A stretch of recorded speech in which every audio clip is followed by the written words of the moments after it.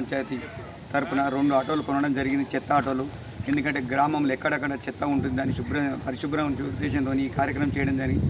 దీనికి గ్రామ వార్డు సభ్యులందరూ ఇచ్చేసి ఈ ప్రోగ్రామ్ని విజయవంతం చేసి, అంతేకాకుండా ఇప్పటి నుంచి ప్రజలు స్వచ్ఛందంగా ఆటోలు వచ్చినాయి కాబట్టి ఎవ్వరు కూడా బయట పడేయకుండా వీలైనంత మటుకు గ్రామ పంచాయతీ సహకరించి వీలైనంత మటుకు ఊరిని శుభ్రంగా ఉంచాలని కోరుకుంటున్నాం. అంతేకాకుండా ఎవ్వరు కూడా చెత్త పడేయకండి, బయట చెత్తను దూరం చేసుకొని ఇంటి నుంచి ఆరోగ్యానికి దగ్గర కండి.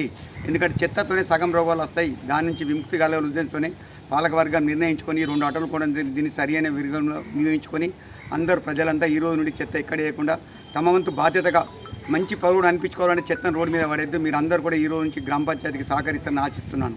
2 చెత్త ఆటోలు కొనడం జరిగింది. చెత్త ఆటోలు అంటే మనం ఇంటింటికి వస్తుంది కాబట్టి బండి అందరు చెత్త ఎక్కడ పడేయకుండా ఆ చెత్త బుట్టలు వేసుకొని ఆ బండి వచ్చినప్పుడు చెత్తను అక్కడ వేయగలరు.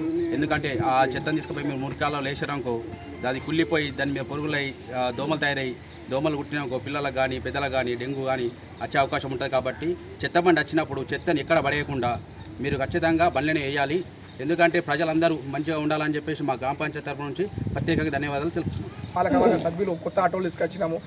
అలాగనే స్వచ్ఛ భారత్ కార్యక్రమాలు ఏ మీద ముందుకెళ్తుందో నందిపేటని స్వచ్ఛంగా తీసుకెళ్ళి గ్రామాన్ని ఒక పచ్చటి వాతావరణంలోనే మొన్ననే 3000 వృక్షాలు కూడా చేయడం జరిగింది. ప్రతి ఇంటికి వృక్షం పెట్టడం, చెత్త దయచేసి ఒక విన్నపం ఏంటంటే ప్రజలకు తెలియజేసింది ఒకటే మన విన్నపం, చెత్తని ఆటోలనే వేయండి, చెత్తని దూరం చేద్దాం, ఆరోగ్యం దగ్గర తీసుకుందాం, మన చేతుల్లోనే ఉంది.